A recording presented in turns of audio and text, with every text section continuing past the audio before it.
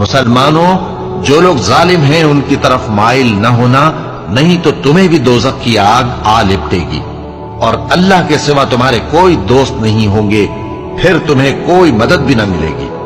اور دن کے دونوں سروں یعنی صبح اور شام کے اوقات میں اور رات کی چند ساعتوں میں نماز پڑھا کرو، کچھ شک نہیں کہ نیکیاں گناہوں کو دور کر دیتی ہیں۔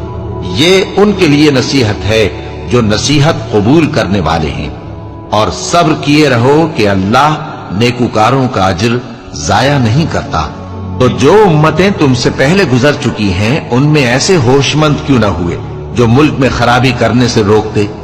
ہاں، ایسے تھوڑے سے تھے جن کو ہم نے ان میں سے نجات بخشی، اور جو ظالم تھے وہ انہی باتوں کے پیچھے لگے رہے جن میں عیش و آرام تھا، اور وہ گناہوں میں ڈوبے ہوئے تھے۔